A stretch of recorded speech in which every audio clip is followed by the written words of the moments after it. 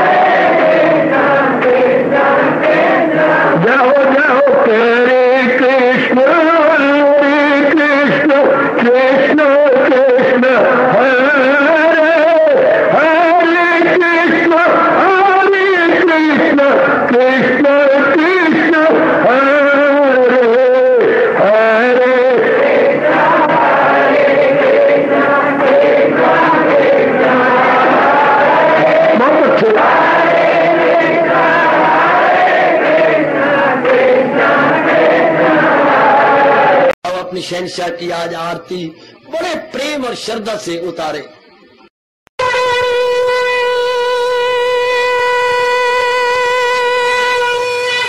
ओम जय जगदीश जय हरे स्वामी जय दीना लात हरे भगत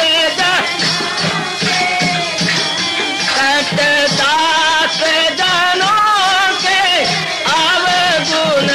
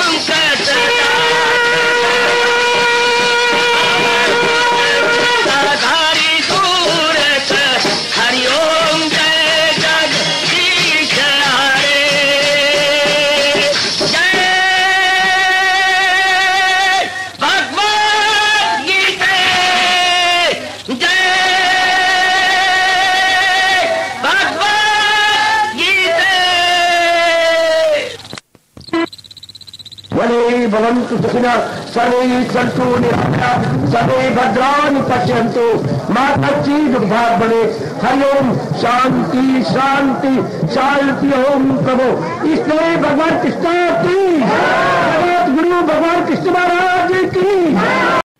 हाँ जी, आओ मेरे साथ शामिल, दोनों हाथ जोड़ते हुए। देखो बच्चे, दोनों हाथ जोड़कर भगवान जी के श्री चरणों को जरा निहारिए। ओम नमो भगवते वासुदेव प्रभु। ओम नमो भगवते वासुदेव प्रभु। ओम नमो भगवते वासुदेवाय।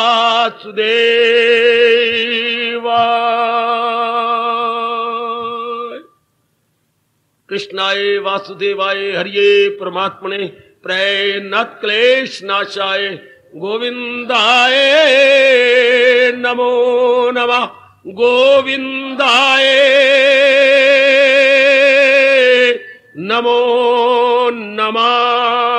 वसुदेव सुतम देवम कंसचानूरमर्दनम देवकी परमानंदम कृष्ण वंदे जगत गुरुम। कृष्ण वंदे जगत गुरुम। श्री कृष्ण शरणौ मम। श्री कृष्ण शरणौ मम। श्री कृष्ण शरणौ मम। अभाग्यशाली कल्याणकारी मेरे देवियों, बड़भागी गीता के परकार मेरे सज्जनों, धार्मिक भाइयों, आप अपने मन को एकाग्र करें, जोड़ दी भगवान जी की अत्यंत कल्याणकारी मधुर वाणी में। कई वर्षों के बाद आप पुरुषोत्तम योग 15वें अध्याय में प्रवेश किए हुए हैं और भगवान जी की वाणी जो भक्ति से भरपूर है श्रवण कर रहे हैं। कल हमने विचार किया, महाराज जी ने एक दृष्टांत देकर के हमारे कई प्रश्नों को आसान बना दिया।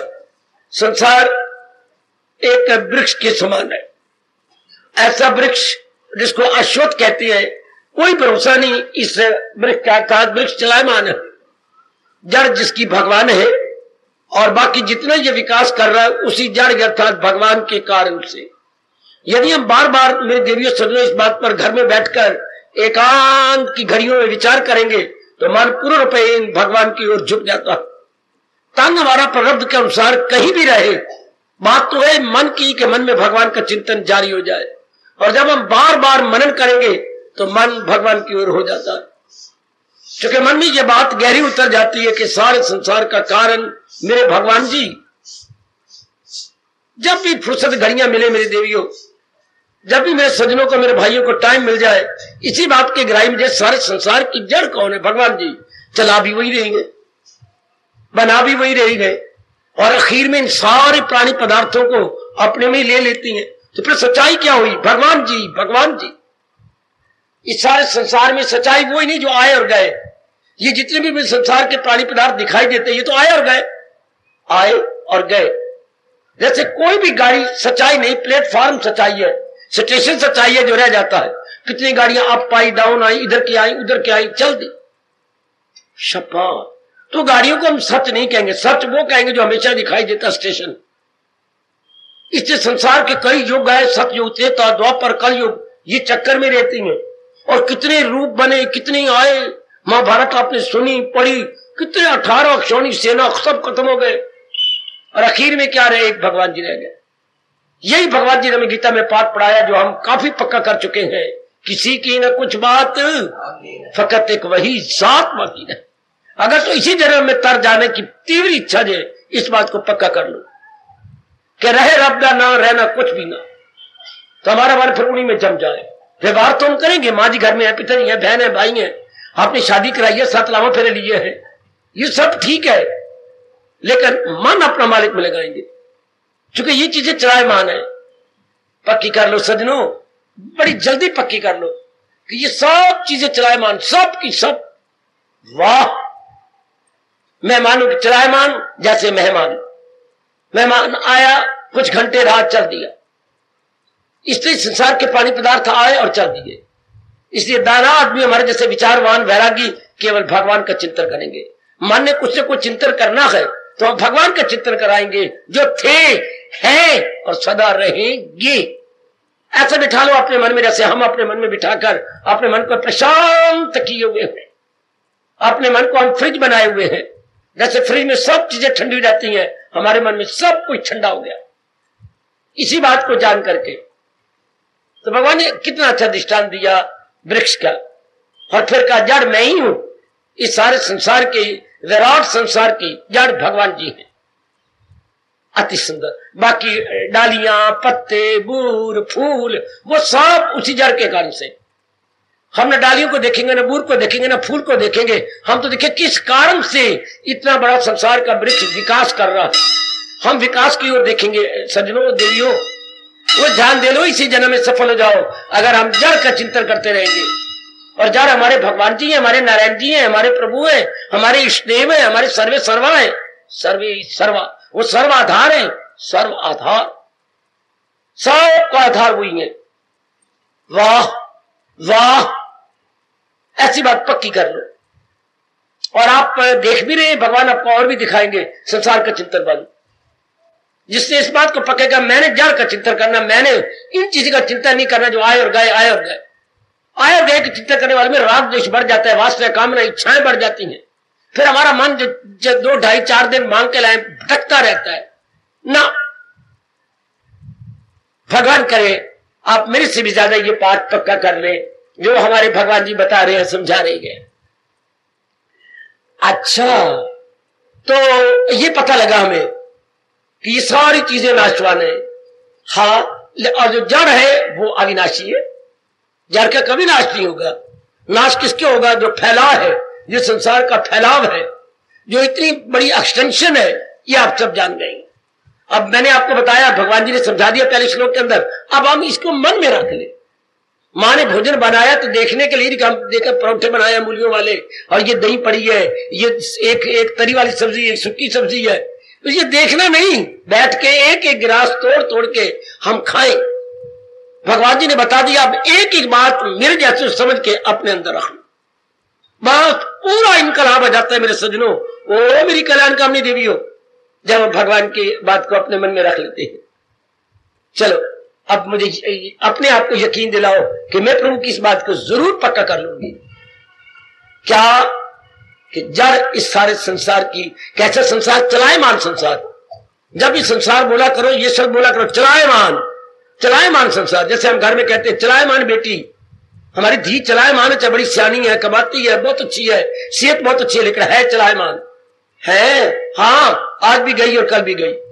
इसलिए सारा संसार चलायमान है, तो चलायमान में मन नहीं लगता। बड़ी जल्दी आपकी बिगड़ी बन जाएगी मेरे देवियों और मेरे सज्जनों। बस सिर्फ यही बात पक्की करनी है, चलायमान। क्योंकि कई जन्मों से हमने संसार को टिकायमान समझा हुआ है कि ये तो स्थायी है। स्थायी नहीं है, ये चलायमान है।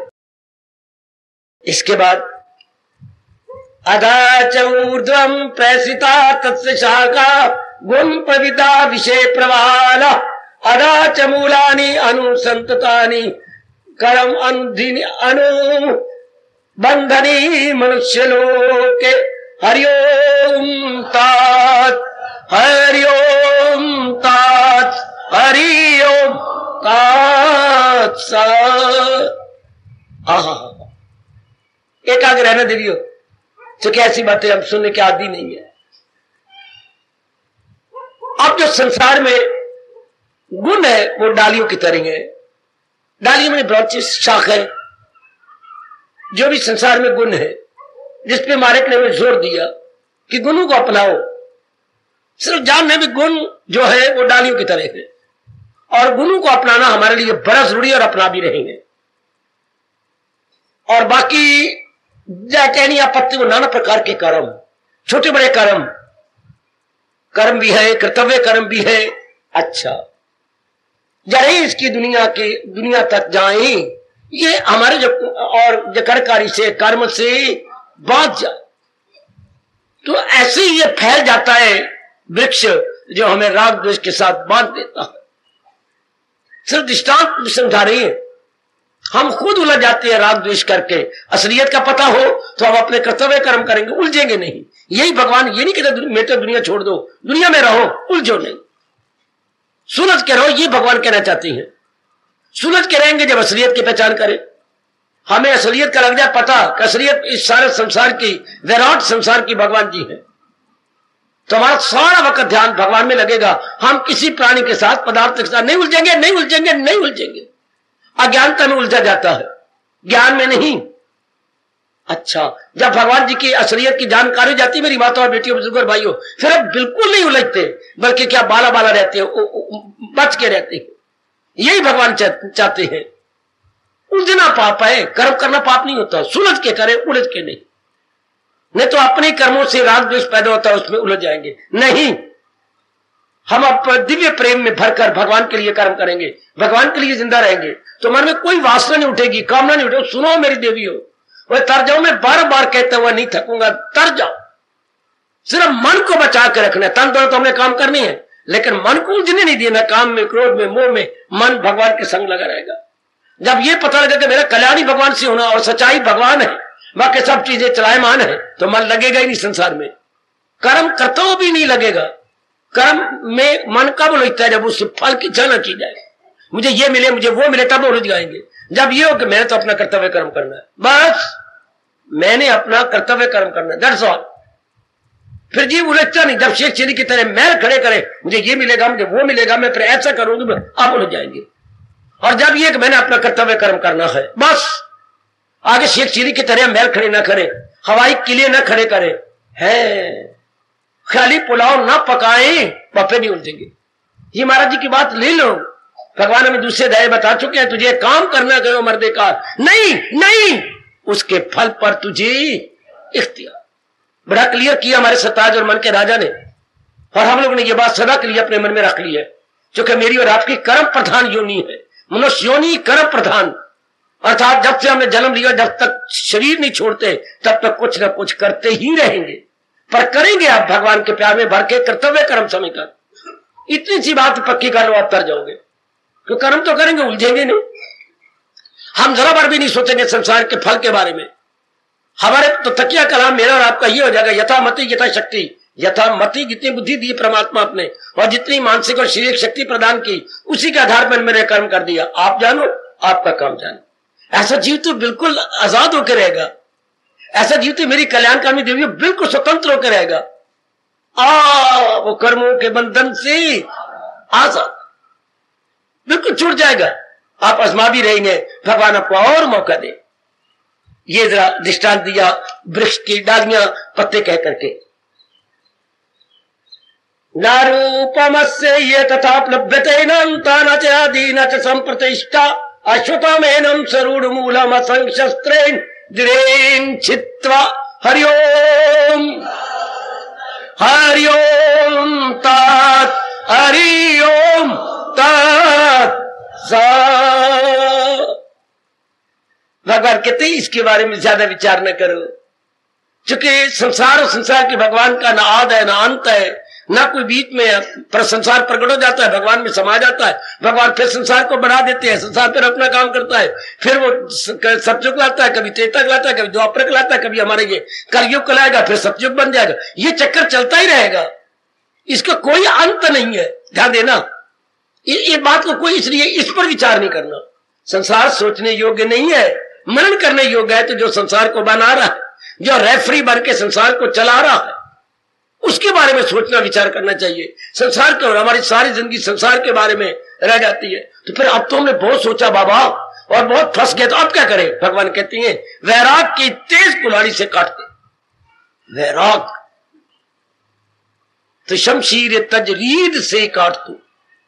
शमशीर कहते हैं तलवार को या कुल्हाड़ी को, तेज वैराग की कुल्हाड़ी से काट दो। जो कुछ हमने किया, जहां राग बनाया, द्वेष बनाया, और भी बड़े टंटे किए, मेरे प्रभु कहते हैं उसको काट दे, खत्म कर दे इसको, जो आज्ञा।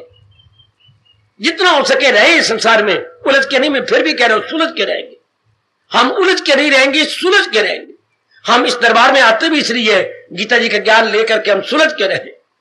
हाय, सुलझ के, ये वो दर है जहां आने से तकदीरें बदलती है। आहा, जहां पर सर झुकाने से उलझने सब सुलझती है। जब महाराज जी का ज्ञान हमारे पल्ले पड़ जाता है कोई उलझन नहीं रहती, हम पूर्णपैन सुलझ जाते हैं, पूर्णपैन सुलझ गए। जब हमें विचार करने का, इरादा करने का तरीका आ जाता है, शाबाश शाबाश, बहुत अच्छे। पता ना जाता कैसे जीना, भगवान को मुख्य रख के, महाराज जी को मुख्य रख के, वह फिर भगवान कहते हैं बस वैराग। वैराग होती लियाकत, वैराग क्या होता है? उस चीज को वैसे जान लेना। शरीर जो है ये 5 तत्व से बना जा रहा है, मन इससे वैराग कर लेगा, और जो शक्ति चला रही वो मेरे इष्टदेव जी है। अब परमात्मा के साथ तो हमारा राग हो जाएगा और शरीर इसके साथ वैराग हो जाएगा। इस दुनिया में सारी चीजें क्या है? जड़ और चेतन। ऊपर वाले के साथ तो वैराग हो जाना है और अंदर वाला जिसको चला रहा है उसके साथ राग। ये हमारे की क्या है? Detach attach.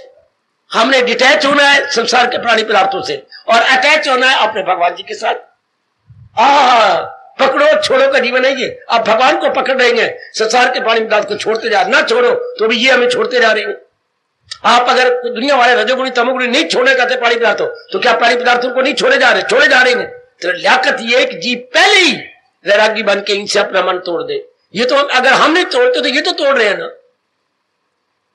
रिश्ता तब बना रहता है जब दोनों तरफ हम प्यार करें, है दोनों आपस में प्यार करें तो रिश्ता बना रहता है। अगर एक ना करे तो दूसरा खत्म। बेटे एकांगी प्रेम नहीं हो सकता, एकांगी प्रेम नहीं हो सकता। दोनों तरफ आग हो बराबर लगी हुई, दोनों एक दूसरे को चाहते हो, तब रिश्ता बना रहता है। और इधर जब हमारे पास हो गया ज्ञान और वैराग होने लगा तो दूसरे तरफ से कुछ नहीं रहेगा। हम मन अपना हटा ही जाएंगे तो वो भी अपना हटा लेगा। जब उसको प्यार का प्रति उत्तर ना मिले तो प्यार गया। मोह को तो प्रति उत्तर चाहिए, मोह को प्रति उत्तर चाहिए। हाँ, आप एक पत्र लिखते हैं किसी फ्रेंड को, 2 पत्र डालो, 10 जवाब नहीं आया, तीसरा पत्र क्या जवाब नहीं आया, चौथा पत्र आप नहीं डालोगे कि वो तो परवाह नहीं करता। मैं बार बार पत्र डाल जा रहा हूं, लानत मुझे।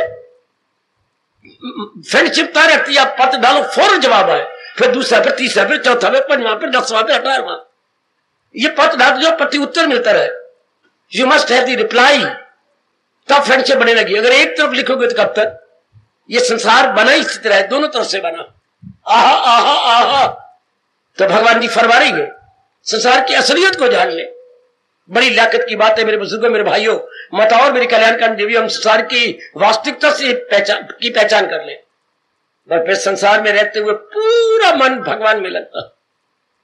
जैसे शादी करने के बाद आप सास की भी सेवा करते हैं, ससुर की भी, ननद की, सारों की, लेकिन पूरा मन श्रीमान के साथ लगा हुआ, क्योंकि उसी के नाते से सारा ससुराल है, उसी के नाते से जितनी भी रिश्तेदारियां अपने श्रीमान के नाते से है। इससे संसार में रहते हुए समझ आ जाती है ये जितने भी लेन देन है केवल केवल भगवान जी के कारण से, उन्हीं के कारण से ये सारा कुछ हो रहा है। ऐसे जी मैं आपको पूरा विश्वास लाता हूं कभी नहीं जन्म लेंगे, क्योंकि उनका मन ना वासना में, ना कामना में, ना राग में, ना द्वेष में, उनका पूरा मन तो मेरे सज्जनों, मेरी देवियों, भगवान में लगा रहता है। तो जिनका पूरा मन भगवान में लगा, मैं नहीं कह रहा, भगवान ने हम सबको वचन दे रखा है, मिलना मेरा उसको आशा। उन्होंने बड़ा करारा वचन दे रखा है हम सबको, सदा मेरा पैगम जिसे ध्यान है।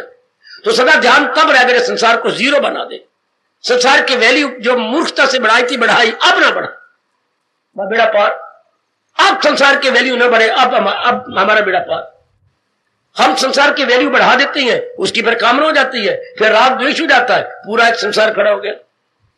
फिर हमारी कामना कुछ पूरी होगी, कुछ अधूरी रहेगी, फिर जन्म हो गया। इस अवस्था में जब भगवान को हमने पूर्ण पैर अपना बना लिया, पूरी मात्रा बढ़ाई, तो वो अवस्था बन जाती है मन की हिंसा करे ख्वाहिशें दिल से, कोई तमन्ना नहीं, संसार संबंधी कामना नहीं, लेना नहीं, देना नहीं, कुछ नहीं। जिसने बच्चे शादी नहीं की उसे संसार के मुताजी क्या मतलब, क्या दी देनी नहीं, नौ लेनी नहीं, उसे बच्चे तो बनाए नहीं। हाँ, बच्चे बनाए तो लड़की भी होती है, लड़का भी होता। हाँ, तो लड़की के लिए कोई लड़का चाहिए और अपने लड़के के लिए कोई लड़की चाहिए, तो उसने तो ये स्यापा किया ही नहीं। तो ये कहावत मशहूर है हमारे, दी देनी नहीं, नौ लेनी नहीं। तो जिसने वासना कामना बना ही नहीं, राग देना नहीं, द्वेष देना नहीं, कोई राग द्वेष नहीं, कोई कामना नहीं, ऐसे जीवों के लिए भगवान ने निकाली दूसरा जाए। निकालो ये आखिरी 2 श्लोक, यही गए मकाम वसल ऐसा ब्राह्मी स्थिति, अर्जुन मेरे दीदार से पहले ये अवस्था बन जाए। बहुत लाभ उठाया मैंने भगवान के आखिरी 2 श्लोकों का, दूसरे अध्याय के आखिरी 71 और 72 का, क्योंकि वो बताए थे कि ये अवस्था बन जाती है अंदर की। अच्छा, तो हम लोग ये अवस्था बनाई जा रही, आप भी बना लो कि जब अवस्था ये बनती तो मैं क्यों ना बना लू। कोई मन के अंदर कोई संसार की कामना न रह जाए।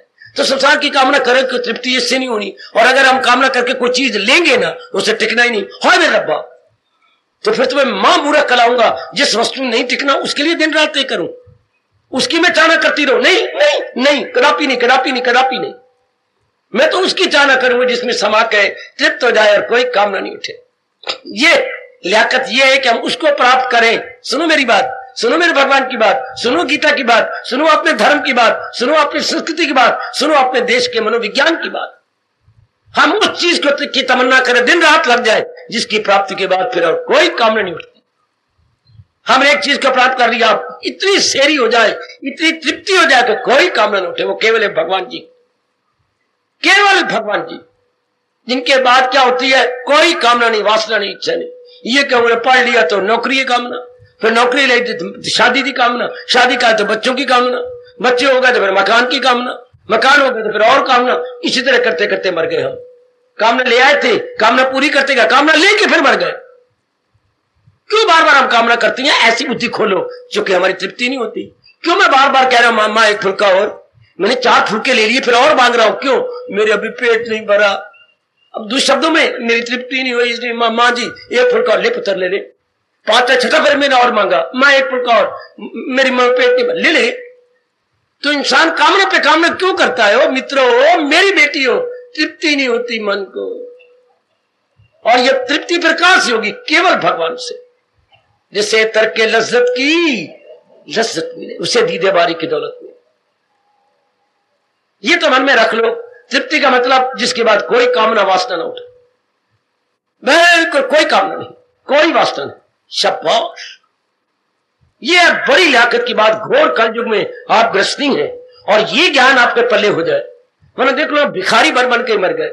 मेरी ये कामना पूरी जाए, मेरी ये कामना, फिर दूसरी कामना, फिर तीसरी कामना, फिर चौथी कामना। उधर आयु खत्म होती जाती है। इंसान मूर्ख बन के आया, मूर्ख बन के चला गया। मूर्ख वही होता है जो वासना लेके मरे, मूर्ख वही होता है जो वासना लेके आए। वासना लेके आए तो मूर्ख, वासना लेके गया तो महामूर्ख। इसलिए संसार को हमें जीवन का उद्देश्य नहीं बनाना। ओ मेरी भोली भाली पढ़ी लिखी बेटी हो, संसार को अपने जीवन का टारगेट नहीं बनाना। हमने अपना टारगेट, अपना मिशन भगवान को बनाना, जिसमें जाके जीव शांत हो जाता है, जहां उसको मिलने से आए यकीन दौलत कोई इनसे बढ़कर। बस हमारे जीवन का मिशन, हमारे जीवन का उद्देश्य, सजनों में बार बार कहता जाऊंगा, केवल भगवान। बहुत से मन बिल्कुल तृप्त, जैसे आप मेरा जीवन देख रहे हैं, जैसे मेरा जीवन प्रत्यक्ष आपके सामने है, शांत और आनंद, अपने आप पे मस्त। भगवान करे मेरा सभी अच्छा जीवन आपका हो जाएगा अगर आप इस राज को जान के अपना ले, जीवन में रख ले। बिल्कुल मैं बड़ा हैरान के बीच आप जाते क्यों नहीं कहीं? तो मेरा ये, जब मैं कहां जाऊं और क्यों जाऊं है, आप तू ही बता। तुमने सवाल किया क्यों नहीं जाते, तो तू बता मैं कहां जाऊं? अड्डा वड्डा अंबाला है, तो अंबाला में कोई कामना लेके जाए जाते हैं ना बच्चे? हाँ, तो तो कोई कामना नहीं, तो फिर क्यों जावा? बच्चे मेरे रो पड़ा, माफ करना मैंने प्रेशरिंग गंदा कर दिया, रो के बैठा हुआ, मैंने बड़ा गंदा प्रेशर किया बाबा। आप मुझसे पूछे बाबा इतना बड़ा अंबाला क्यों नहीं जाते? क्यों जाओ बच्चे, मेरी कोई कामना है, मेरे वहां पर क्या देखना है? ना मुझे कोई दिखाना है, ना मैं कोई देखना है, ना मुझे वहां को लेना है, ना उनसे किसी देना। फिर जीव क्या होता है? अपने आप में शांत, अपने आप में आनंदित, आनंद से भरा हुआ जीवन। ऐसे ही भगवान चाहते हैं कि गीता का ज्ञान लेकर हम लोग ऐसा जीवन गुजारे, बिल्कुल आनंद। 15वें अध्याय में इसी तरह समझाना चाहता है, इस तरह कहना चाहता है कि जो कुछ हमने अज्ञानता में किया है उसे ज्ञान वैराग्य के कुलाने से खत्म कर दे, उसे हटा दे, उसे कर दे। मुझे स्कूल के दिन याद आते 1940-45 के। सवाल नहीं निकला, मास्टर जी को दिखाया, स्लेट दिखाई, ये स्लेट गलत है, ये इसको साफ करो। तो स्पंज होता था गिल्ला, यूं मारा और मार के सुखा दिया। तब मास्टर निकालते रे, ऐसा निकालना। बिल्कुल इसी तरह हमने वासना बढ़ाई, कामना बढ़ाई मन में, अब एक बार वैराग से पोचा कर दे, पोचा मार दे। वैराग स्पंज है, जैसे आप स्लेट के साथ स्पंज लगाया करते थे, इतना इतना रबड़ का पता किस चीज का होता था, गुलगुला सा, गुलगुला आटे के पेड़े की तरह, तो वो ऊपर मार दिया, सारा कुछ लिखा हुआ मिट गया। इसी तरह हम लोग को वैराग के स्पंज से सारा मिटा देना, बस ऐसा जी 2 दिन रहेगा, शांति से जिए, कोई काम नहीं, वासना नहीं, कोई राग नहीं, कोई देश नहीं, उसका मन अपने आप पे रहे, उसका दिल रूह से मुतमईन, आत्मनिएव आत्मना तुष्टा, उसका मन अपने आप में संतुष्ट हो। ऐसा बन जाओ मेरे सज्जनों। आपकी गीता आपको ऐसा उपदेश देती है, आपकी गीता आपको बिल्कुल स्वतंत्र कर देती है। इसको भगवान ने क्या कहा, यज्ञमय जीवन यज्ञमय कर्म। और भगवान ने कितनी गरम गरम ये चेतावनी दी हमें, अमल जिसका दर भी है यज्ञ के सिवा वो दुनिया को बंधन में रखे सदा, किए जा तो सब काम यज्ञ जानकर, लगावट न रख और न फल पर न। ये यज्ञमय जीवन जिसमें कोई अटैचमेंट नहीं, कोई कामना नहीं, इसको हमारे हिंदू धर्म के अनुसार बोलते हैं यज्ञमय जीवन, अर्थात कुर्बानी से भरा हुआ जीवन, कुर्बानी से भरा हुआ जीवन। ऐसी रहनी बनाओ मेरे बच्चे, ऐसी रहनी बनाओ मेरे बुजुर्गों, और खासकर मेरे युवक वर्ग, ऐसी रहनी बनाओ। चुपचाप शांत जीवन, कोई प्राश्रय का जीवन नहीं, सहारे का जीवन नहीं, बस अपने आप में मस्त। अब 15वां अध्याय याद शुरू है कि जो तूने मिट्टी पाई वैराग से हटा दे। वैराग का मतलब असलियत की पहचान। कई सारे संसार में अगर असलियत है तो भगवान जी, एक असली सत्ता तो केवल भगवान जी। मुझे बोलते हुए एक घटना याद आ रही है। गांधी जी विदेश जा रहे थे पहली बार, और पानी का जहाज था। पानी के जहाज में 5-5 कमरे होते हैं, उस कमरे को बोलते हैं कैबिन। छोटे छोटे कमरों को बोलते हैं कैबिन। जैसे वो रेलवे लाइन पर छोटा सा कमरा है, लाइनमैन के लिए उसको कैबिन बोलती है, कैबिन।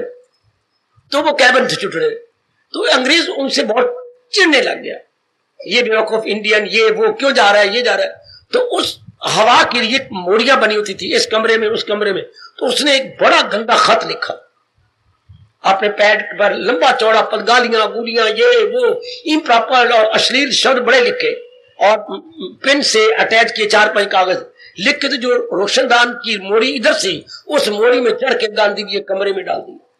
समझ गया ना, वो इधर मोड़ी थी, हाँ होल छेद, उसमें ऊपर चढ़ के मेज पर अंदर फेंक दिया।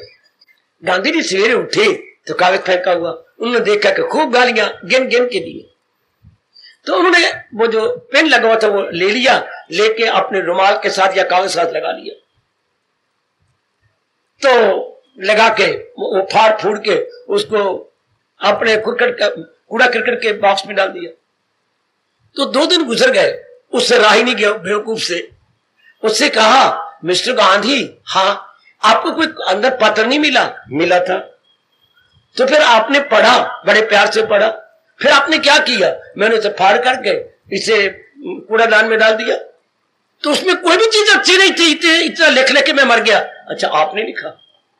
हाँ, तो उसमें कोई अच्छी चीज थी? अच्छी चीज क्या? ये ऑल पेन जो मैंने ये रखा हुआ, बस यही एक अच्छी चीज थी, बाकी तो कोई अच्छी चीज थी नहीं। अब गले लग गया, मुझे माफ दे दो, इतने वाइज मैन, इतनी अभद्र पुरुष है। ये पेन था, ये मेरे काम का था, बाकी कागज कोई मेरे काम का नहीं, गालियां कोई काम की नहीं थी, वो फाड़ के मैंने फेंक दिया, ये मेरे काम का था। और नेक मेरी देवियों, मेरे सज्जनों, ये संसार में कोई चीज याद करने वाली नहीं, कोई भी नहीं, केवल एक भगवान जो हम सीने में रखे हुए, जिनकी याद हम अपने अंदर रखे बैठे।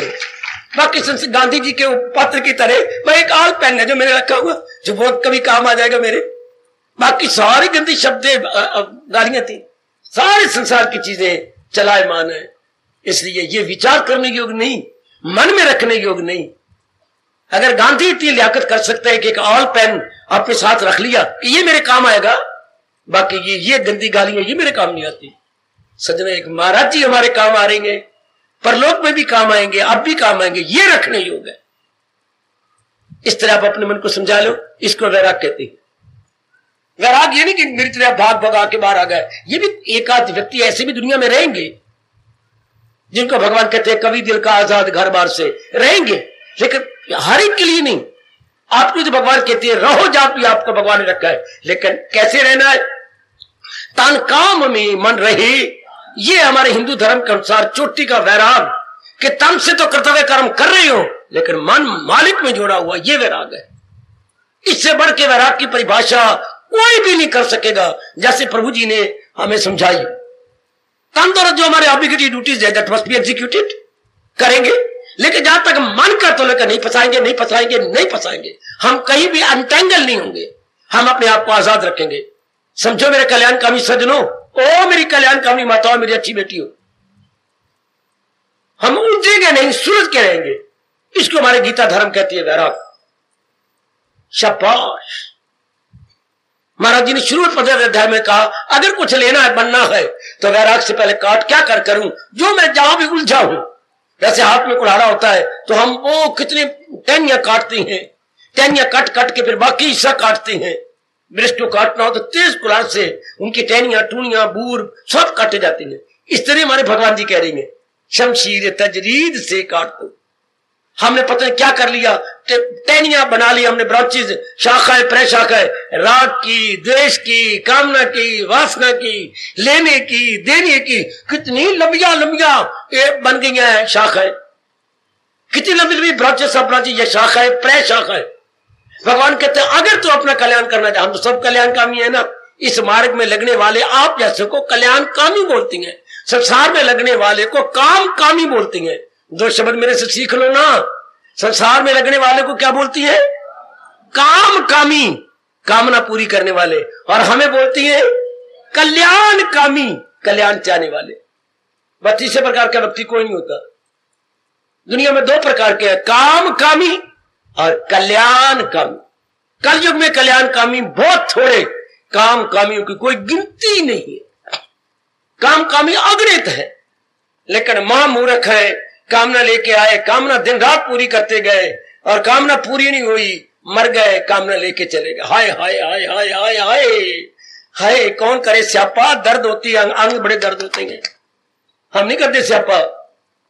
शाबाश, कामना लेके आए, दिन रात गधे बन बन के कामना पूरी कर कर कर कर कर करके फिर भी आखिर में कामना लेके चले गए।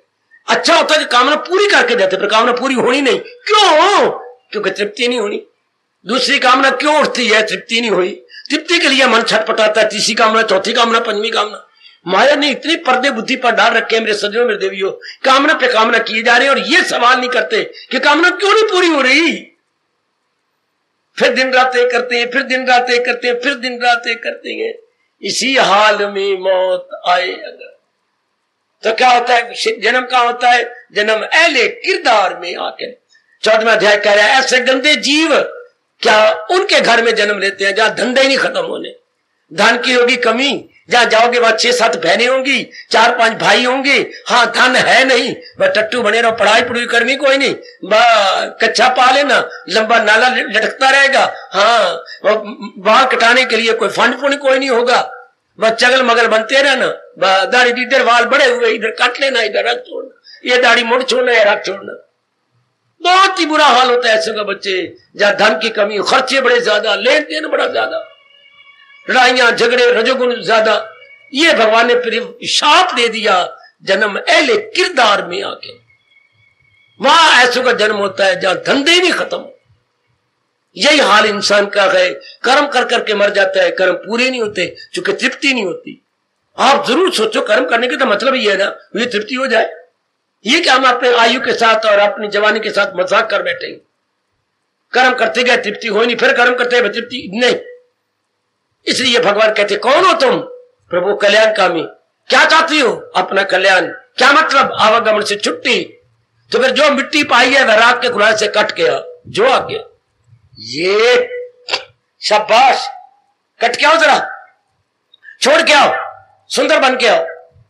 शाबाश। हम देखते थे कोई जब लड़के, हमारे बड़ी सख्तियां, बड़ी मार पड़ती थी बच्चे, तो कोई लड़का आ रहा स्कूल में अटेंड करने के लिए, अब अंदर चला, ब्राह्मण गुजर रहा है, हेडमास्टर पीछे से पकड़ लेते, हिंदुओं की तो बोधी होती थी और पीछे से बोधी पकड़ते। फिर हमने कह के कहा मास्टर जी हमारे ये धर्म की निशानी है, आप बोधी ना पकड़ा करें है, वरना स्कूल में कुछ हलचल मच जाएगी। आज के हेडमास्टर ने रियलाइज कर लिया, अच्छा तो मोदी से यूं पकड़ते थे, ये कौन से कपड़े पहन के, स्कूल के कपड़े हैं, ये तो टट्टी उठाने वाले कपड़े हैं, यूं बोलते थे मास्टर। अरे ये तो टट्टी साफ करने वाले कपड़े हैं, हरिजनों के कपड़े हैं, जाओ घर में जा। घर में कपड़े, मेरी माँ ने धोए कोई तो बुखार हो गए, तेरी माँ ने बुखार हो गया तो इतने हेडमास्टर में बुखार हो गया तो जा भाग जा, कपड़े बदल के आ। यानी स्कूल में बैठे तो साफ सुथरे कपड़े बैठो, आज मैले कुचैले हरिजनों वाले कपड़े पहनेगा, पहन के आ जा। वहीं से क्लास में नहीं जाने देना, मोदी पकड़ के दरवाजे से बाहर निकल जाएगा, निकल जाओ, जानता पे कपड़े पहन के आओ, कपड़े घर में है कोई नहीं, छुट्टी ले ले आज, अच्छा जा रहे। वहां जाने के लिए कपड़े बदल के आओ, तो मालिक में जाने के लिए क्या पुराने गंदे कर्म उतारने नहीं पड़ेंगे? जो कुछ हमने किया, काम का किया, काम क्रोध का, मोह का, लोभ का, अहंकार का, वो अंतःकरण के कपड़े ये मास्टर जी मारते थे, बाहर के गंदे कपड़े, मैले कपड़े, कुचैले कपड़े उतारो और अच्छे कपड़े पहन के आओ। जवाब गया, भगवान भी ये कहते हैं, अगर आप कल्याणकामी हो उतारो ये गंदी वृत्ति से करती है, ये विकार, ये मनोविकार उतारो। ना तो मैं किससे उतारू, ये तो हाथ से उतार सकती हैं, यू पकड़िया, दोनों हाथ लगाए तो गले से नीचे उतार दिए, लेकिन वो कैसे उतारे गंदी वृत्तियों वाले, मनोविकार कैसे उतारे? भगवान ने कहा वैराग से आएगा। मैं आपका ध्यान खींच रहा हूं, अंतःकरण को कैसे साफ करे, वो मनोविकार and other words negative qualities कैसे उतार दे? हमारे प्रभु जी कह रही है वैराग से, इन्हें काट फिर आ जाए मेरे पास, जो आज्ञा मेरे मालिक, जो आज्ञा। इशारा क्या हुआ? वैरागी ही इस मार्ग में लग सकती हैं, रागी नहीं। आजकल पखंड का जमाना है, राग भरा हुआ है, बाहरी रूप में शो करते हैं वैरागी है, कोई वैराग नहीं, अंदर राग भरा हुआ, इसी को पखंड बोलते हैं। इसी भगवान ने कहा परा गंदा दिल है वो मक्कारी है। ये भगवान कहते हैं हम लोगों ने तो कोई मक्कार तो हो नहीं सकता।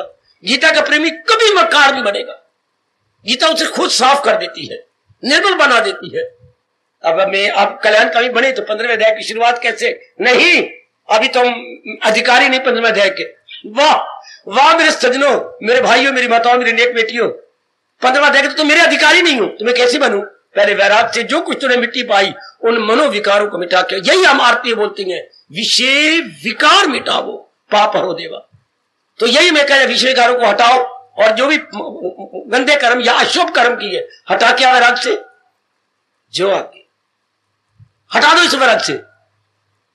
अब भगवान कहते मेरे पास आ, अब आपने देख लेना है 15वां अध्याय इस लिहाज से बहुत अच्छा है। अब आपने देखना है कि मैं विकारों से रहित हो गई, मेरे में विकार तो नहीं, क्योंकि जब विकार नहीं होंगे तो कुछ तो मन में रहेगा। बर्तन है, आखिर मन तो एक पात्र है या बर्तन है, तो बर्तन में अगर हमने कोई चीजें निकाल दी, हाँ तो कुछ तो रहेगा ना, जरूर रहेगा। एक मर्द बहाना बड़ा शानदार, उसमें अचार डाला था, अचार गल गया, बो आने लगी, तो मां कहती थी फलानी रूढ़ी पे डाल के आजा, हरिजन उठा के ले जा, तो हम फेंक आते थे वहां पर। तो अब मर्दमान तो बड़ा कीमती है, फिर मां पत्नी किस चीज सोडा पत्नी क्या चीजें डाल के धो देती थी, बिल्कुल धो के 2-3 दिन धूप में रखना, फिर उसमें डालना क्या, आंबों का मुरब्बा। फिर मां चलो इस साल भगवान की इच्छा नहीं, अचार ही डालेंगे, हम मुरब्बा डाल देते हैं। तो पहले धोया साफ किया फिर मुरब्बा डाला ना। भगवान कहते अगर कल्याण चाहते हो ना तो पहले ये बो वाला अचार फेंक के आओ, और फेंके किससे? वैराग से। वैराग क्या होता है? असलियत की पहचान।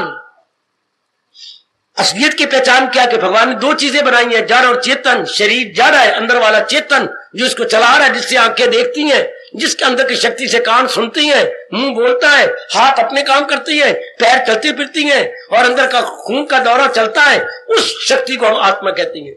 जो शक्ति अंदर और बाहर के शरीर के अंगों को चलाए, आत्मा कहलाए। वही भगवान की शक्ति है बच्ची, जिसके निकल जाने के बाद ये सब के सब जड़ बन के रह जाए, सब खत्म, कोई भी काम नहीं कर सकता, कोई भी अंग नहीं काम करता। अगर हमारे मुंह के आपने थोड़े घंटे ज्यादा तो वो पड़ जाएगी, वैसी शरीर 100 साल जिंदा रहे तो वो नहीं पड़ती, क्योंकि आत्मा अंदर है।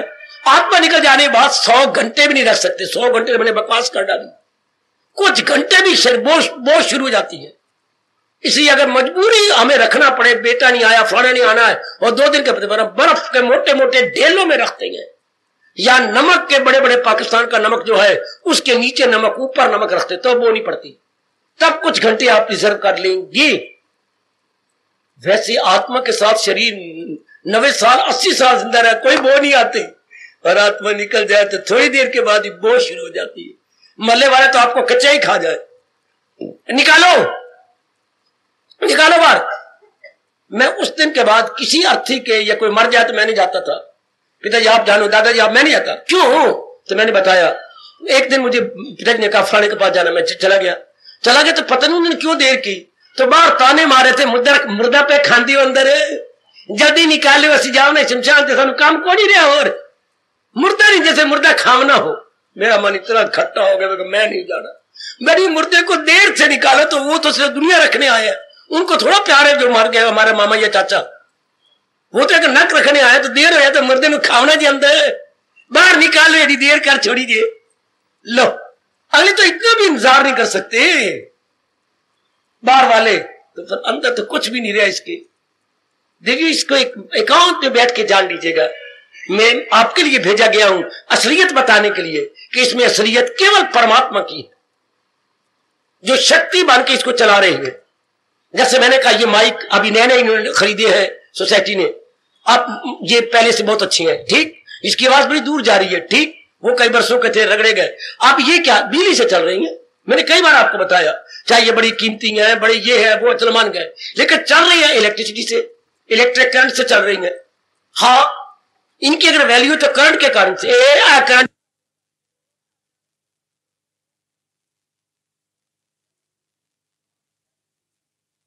गई तो आवाज भी आ गई।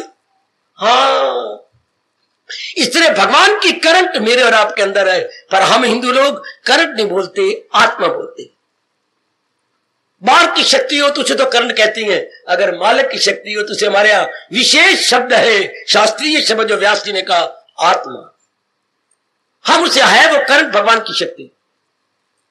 ऐसा जान लेने वाला क्या भगवान का चिंतन करेगा। हम शरीर से काम लेंगे, जैसे इससे काम लेते हैं, लेकिन पता है कि करंट के कारण से है, बिना करंट के ये जीरो है।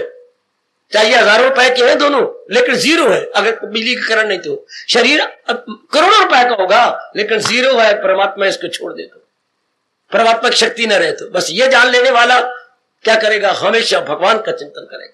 चूंकि उसने पूर्ण रूपेण जान लिया कि असल तो मेरी मालिक है, ये हो गया वैराग। इसको बोलते हैं वैराग। शरीर को सब कुछ न समझा जाए, शरीर के चलाने वाली शक्ति को सब कुछ समझा जाए, ये वैराग। तो भगवान कहते ये ले अपना पूरा मन मेरे में लगा के आ, और शरीरों से हटा के आ, और शरीरों के अंदर जो गंदी वृत्तियां आ गई थी हटा दे। जब शरीरों से मन हट जाएगा तो वृत्तियां भी गई। अगर काम आता है नारी के साथ, नारी को आदमी के साथ, तो शक्ल के साथ आता है, शक्ल से मन टूट गया। फिर क्रोध किसके साथ इसने गंदा व्यवहार किया तो उसके साथ ही मन टूट गया। फिर लोग धन पदार्थों का रूपों के लिए, उसके साथ ही मन टूट गया। मोह इसी शरीर के साथ मन टूट गया। तो एक असल को समझ लेने के बाद ये काम क्रोध मोह लोभ सारे टूट गए। चूंकि ये काम क्रोध लोभ मेरी देवियों मेरे सजनों क्या होता है, सिर्फ रूपों को सच्चा मानने से मन गंदा दुखदाई सुख मान लेता है, किसी सुख मिलेगा। अब असल बात पता लगे नहीं, पूरा सुख तो रब से मिलना है, इनसे नहीं। बस ऐसे व्यक्ति के संसार में रहना सफल हो गया। ऐसा व्यक्ति सुलझ के रहेगा, उलझ के नहीं। कैसे? जैसे भगवान कहते हैं कमल के न पत्ते पे ठहरे तरी, ऐसे। जैसे हमारे हिंदू धर्म में प्रतीक है, संबल है हिंदू धर्म का, कमल का खिड़ा हुआ फूल, नीचे कीचड़ है, डंठल है, हरा पत्ता है, फिर भी वो निराला है। इस तरह संसार है, काम क्रोध मोह लोभ अहंकार है, लेकिन बिल्कुल हमारा मन निराला बन के रहेगा। ये रहने का ढंग, इसको वैराग कहती हैं। न समझना वैराग के घर बार छोड़ गए, नहीं मेरे बेटे, भगवान ऐसा नहीं चाहते। भगवान ने तो सुप्रीम कोर्ट की तरह फैसला दे रखा है, क्या क्या क्या क्या क्या, तर्के अमल से है बेहतर अमल। कर्म छोड़ देने की बजाय कर्म करना चाहिए। जैसे भगवान ने बताया, इसे अपने परिवार का भला, गली मोहल्ले वालों का भला, समाज का भला, आए खाएगा। अगर हम भगवान जी के अनमोल कथन के अनुसार कर्म करेंगे, कितनों का भला हो जाएगा, कितनों का भला हो जाएगा। बिल्कुल। और अगर सिर्फ मेरी तरह आप गौरों में चले जाओ तो अपना ही भला हुआ। ये बात देखिए जरा, अगर मैं जैसे जंगलों में था मगर मैं वही रह जाता, कब को शी छूट गया होता, हाँ तो अपने भला करके गया था ना। और अगर भगवान ने प्रेरणा देके मेरे कान पकड़ के जोर के खींच के आप में बिठा दिया, अब समाज का भला हो रहा है ना। सारा समाज भगवान के प्यारे बन रहे हैं, अपनी गलतियों का एहसास कर रही हैं, अपने आप को निर्मल करने में जुट गए हैं, लग गए हैं, अपना परलोक बना रही हैं। अगर एक अपनी गारों से निकल के बाहर आ गया, कितनों का लाभ हो गया। और अगर एक ही अपनी जात में समा जाता तो अपने में कल्याण करके जाता ना। भगवान इसमें खुश नहीं होते। भगवान कहते ना पुत्र, सबकी भलाई में कहा। मालिक हमारे कृष्ण जी ये चाहते हैं कि एक दीपक जल गया तो वह जल के चला जाए। भगवान कहता गलत, दिए से दिए को जलाते चलो, कई दीपक जल जाए तब प्रभु बड़े खुश होते हैं। तब मेरे कन्हैया, मेरे इष्ट देव जी, मेरे भगवान कृष्ण बड़े प्रसन्न, जो अपने संग लग के कई बुझे हुए दीपकों को जला दे, वो भी प्रकाश देने लग जाए। आओ मेरे देवियों, इसको वैराग कहते हैं। भगवान खुश यही होती है कि खुद उठो और लोगों को उठाओ, उनको जगाओ, उनको गिरे हुए को रब दा प्यारा बनाए, ताकि वो भी अपना जन्म सफल करके जाए। फिर मेरे मालिक कहते हैं बहुत अच्छे। फिर भगवान बड़े प्रसन्न, बड़े प्रसन्न। ये वैराग सही रूप में अपने भगवान जी को ऐसे ही वैरागी बड़े पसंद होते हैं। खुद जागे, दूसरों को जगा दे, खुद वाणी में की कदर करे और अनेकों को वाणी की कदर करवा दे। Then and then lord Krishna pleased and pleased forever. बड़ा प्यार करती है ऐसे प्यार को जो जगा रहे हो, उठा रहे हो। यह है वैराग। बाकी जो वैराग की भावना अपने मन में बना रखी है, बिल्कुल हमेशा के लिए छोड़ दो। भगवान को ये पसंद नहीं है। भगवान गीता में बार बार कहते हैं नहीं, कुछ करो, कुछ करो, ऐसा करो कि दूसरों को लाभ हो। गीता ये चाहती है, इस ढंग से रहो कि खुद भी ना उलझो और दूसरों को भी सुलझा दो। आएगा आएगा आएगा आएगा। वो ये कहते हैं कि एक आदमी डूबा जा रहा था, बड़ी मुश्किल से किनारे पे आ गया, तो कहते किनारे पे आ गए तो कहां जा रहे हो? घर जा रहा हूं। नहीं, तुम डूबने से बच गए? हाँ, जो कई डूब रहे हैं उनको पकड़ के बाहर निकालो। भगवान कहते हैं ये है वैरागी कि खुद भी बाहर आ गया किनारे पर, और जो डूब रहे थे उनको अपना हाथ लंबा पकड़ा पकड़ा के, मेरा हाथ पकड़ो, मेरा हाथ पकड़ो, मेरा हाथ पकड़ो, खींचे जा रहा है, खींचे जा रहा है। तो इससे वैराग क्या है? खुद भी गंदगी से निकल जाए और अनेकों को ज्ञान दे के निकाल। शमशीर तजरीद से काट तू। हमारे प्रभु, हमारे सरताज इसमें बड़े प्रसन्न होते हैं कि इस तरह वो निकल आया। आप देख लेना, भगवान आगे कहेंगे अब तू अधिकारी बन गया। अब भगवान कहते आगे क्या कहेंगे? अब तू बोल। पहला पाठ, अगर हम वैरागी बन गए, रूपों से मन तोड़ लिया, रहेंगे रूपों में मन तोड़ के, रहना घर के अंदर, लेकिन घर का बन के नहीं, कृष्ण का बन के, अपने प्रभु जी का बन के रहेंगे। परिवार के अंदर, परिवार में रहेंगे लेकिन परिवार के बन के नहीं। इसी बात को समझाने के लिए स्वामी जी ने कहा था, गुरुदेव महाराज फरमा गए, जो पानी पे किश्ती तो तैरेगी खूब, जो किश्ती में पानी तो जाएगी डूब, जो गृहस्थी पे रहेंगे ऊपर हम तो तैरेंगे खूब। पाप है गृहस्थी हमारे में आ गई तो हम गृहस्थी के ऊपर रहे तब तो बड़े मौज की बात है, बड़े मौज की बात। भगवान करे गृहस्थी हमारे में ना आए, भगवान करे गंदी गंदी वृत्तियां हमारे में ना आए, तब मौज बन गया। ये बात समझ लीजिएगा। वैराग क्या है? संसार में रहे पर संसार हमारे में ना रहे। और समझो मेरी भोली वाली बेटी, वैराग किसे कहती है? हम सारे संसार में रहे पर संसार हमारे में न रहे। संसार कहते हैं काम को, क्रोध को, मोह को, लोभ को, अहंकार को, राग और द्वेष को। संसार इसका नाम। भगवान नाम है विवेक का, वैराग का, भक्ति का। भगवान नाम है विवेक, वैराग, भक्ति का। संसार नाम है नकारात्मक वृत्तियों का। शाबाश। तो हम संसार में रहे पर वृत्तियां हमारे में न रहे, इसको वैराग कहेंगे। भगवान कहते बड़ा उपराम है, ये बड़ा वैरागी है। रह तो रहे संसार में लेकिन निराला बन के रह रहा। शाबाश शाबाश शाबाश। आहा, इसको कवि, भारतीय कवि ने बड़े अच्छे शब्दों में प्रकट किया। मैं क्या करूं, मैंने अनेकों से लाभ उठाया है। जरा सुनो, मैं एक दो कलियां बोल रहा हूं कवि की। मैं वो फूल हूं, संगाने का ढंग देखो कवियों का। मैं एक निराला फूल हूं, कवि कहता है मैं वो फूल हूं खिजा ने जिसे बर्बाद किया। खिजा होती बच्चे पतझड़। कई बार पतझड़ ने मुझे तोड़ तोड़ के मिट्टी में मिलाया, फिर मैं मौका आने पर फिर मैं खिल गया, फिर खिजा ने मुझे बर्बाद किया, खिजा ने मुझे बर्बाद किया। खिजा कहते बच्चे पतझड़, ऑटम सीजन। ठीक, मैं वो फूल हूं। ऐसे ऐसी जबानी याद कर लेकर जब मैं बोला करूं फौरन कॉपी पे अंकित कर लिया, पर कभी एक हाथ में बैठ करके मन को समझा लिया। मैं वो फूल हूं, खिजा ने मुझे बर्बाद किया।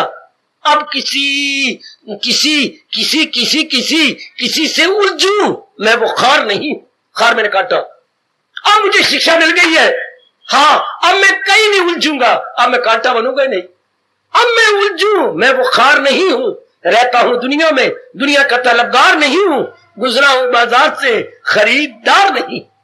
हाय रब्बा, ये वैराग है। गुजरा हूं बाजार से, खरीदार नहीं, रहता हूं दुनिया में, पर दुनिया का तलबगार नहीं। मैं वो फूल हूं, खिजा ने जिसे बर्बाद किया।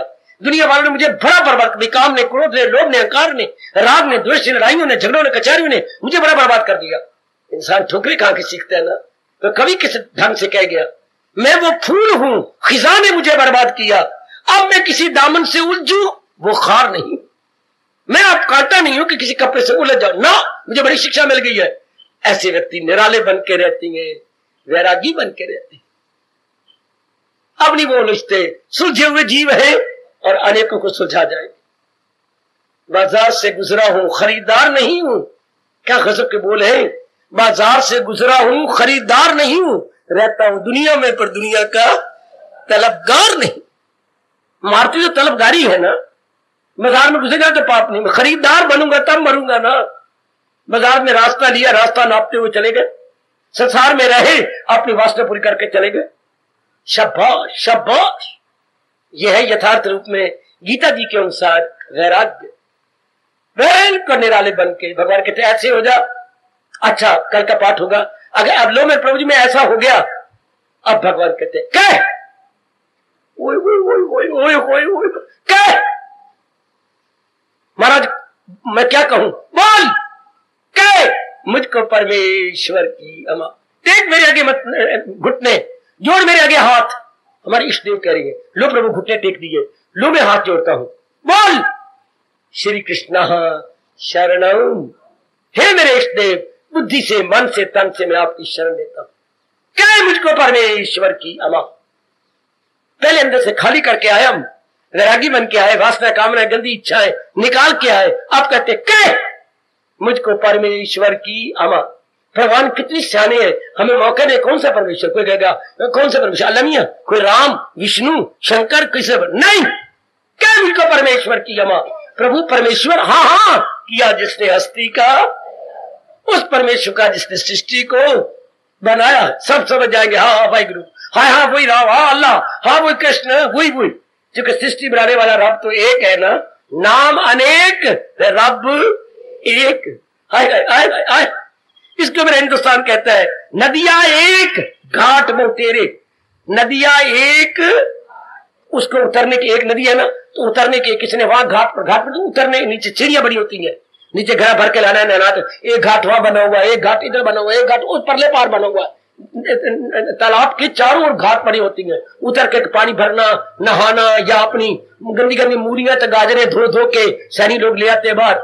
तो कहावत मशहूर है, नदियां एक, आगे आप बोलना, नदियां एक, नदियां एक, नदियां एक। इस तरह रब एक, नाम बतेरे, रब एक, नाम बतेरे। समझाओ नेक जीवो, ओ नेक जीवो मेरा यार सफर कर लो। नदियां एक, घाट बतेरे, रब एक, नाम बहुतेरे। ऐसा जान लेने वाला तलीन हो जाता है परमात्मा के साथ में, वो कभी कट्टर नहीं बनेगा, वो बड़ा उदार हो जाता है मेरे नेक जीवो, ओ नेक मेरी बेटी हो, और भगवान की जात में तलीन होता है। उसे पता है वही मेरे कृष्ण है, वही राम बन के आए थे, उसे पता है। बस मैं ये दो ही अवतार मानता हूं, और आप सबसे माफी चाहूंगा। भले हमारे हिंदू धर्म 24 अवतार मानता है, पर मेरी अंतःकरण नहीं मानता। जहां तक जो बुद्धि रब ने मुझे दी है, मैं इन दोनों को अवतार कहता हूं, तीसरा मैं कह नहीं सकता। चोटी के अवतार भगवान कृष्ण के थे, नंबर 2 पे मैं राम को मानता हूं। मैं अपने लिए बात कर रहा हूं, आप जो मानते मानते रहो।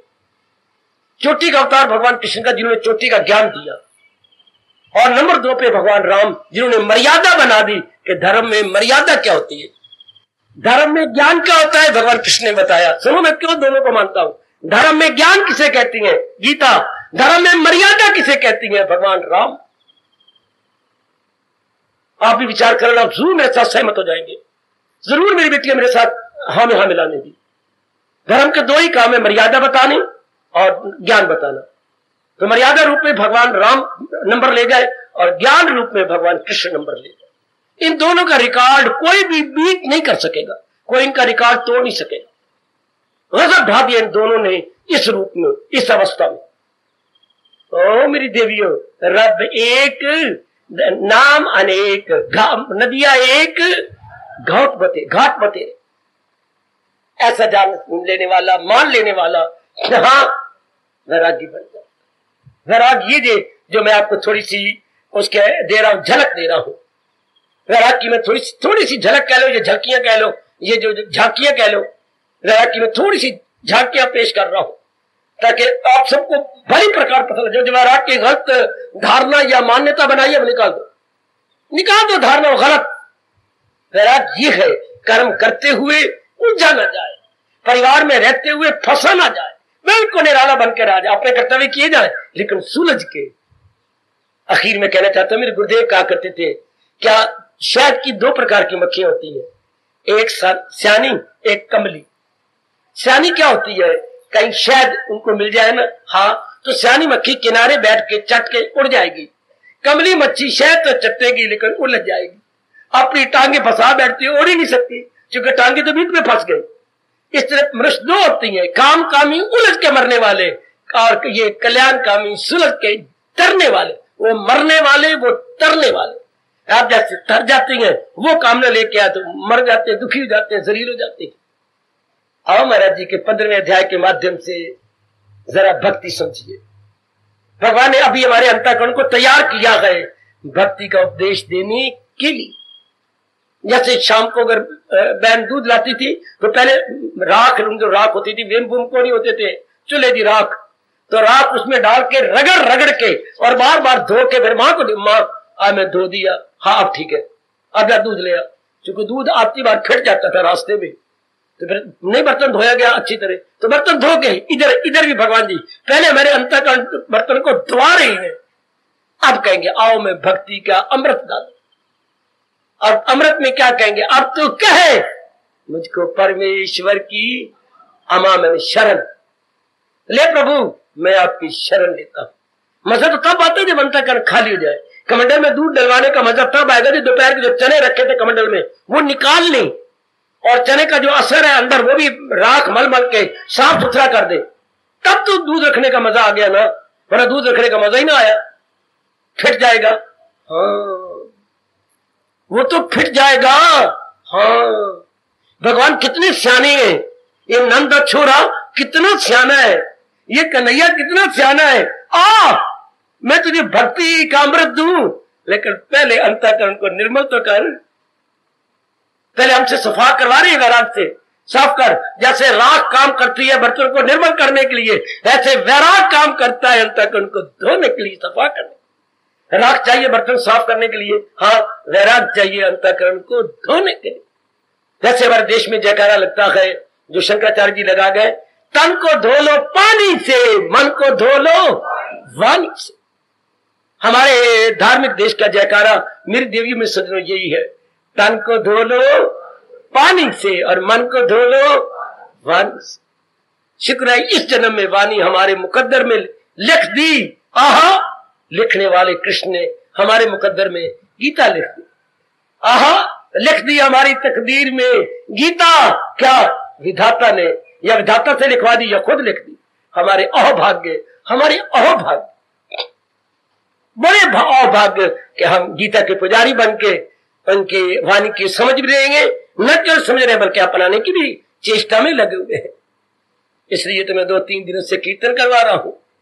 कृष्ण जी तेरी गीता को श्रद्धा से सुनते जा रहे, पर मुमकिन साधना को करके कदम गया बढ़ा रे।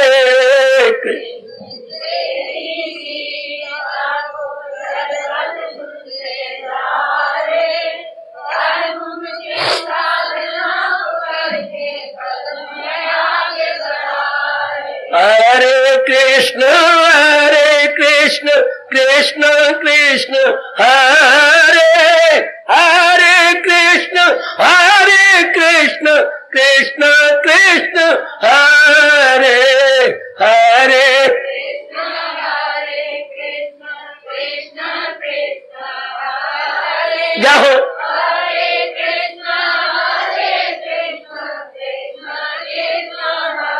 कृष्ण जी तेरी गीता को श्रद्धा से सुनते जा रहे, हर मुमकिन साधना को करके कदम गया आगे बढ़ा रहे। कृष्ण जी बड़े प्रेम से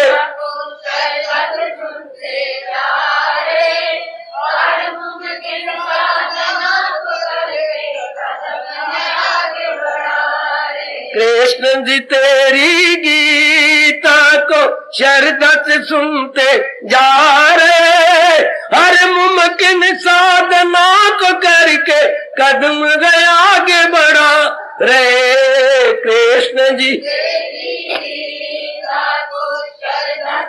बहुत अच्छे, बहुत अच्छे।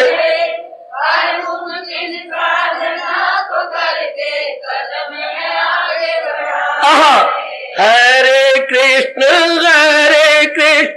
कृष्ण कृष्ण हरे हरे, कृष्ण कृष्ण कृष्ण हरे।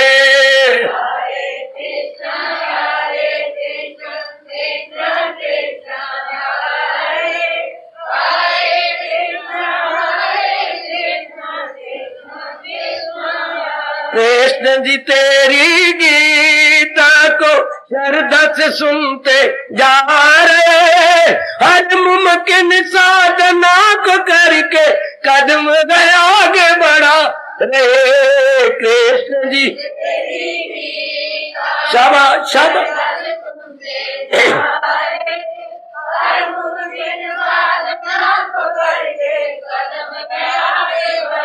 हरे कृष्ण कृष्ण कृष्ण हरे हरे, कृष्ण कृष्ण कृष्ण हरे हरे। कृष्ण जाओ जाओ।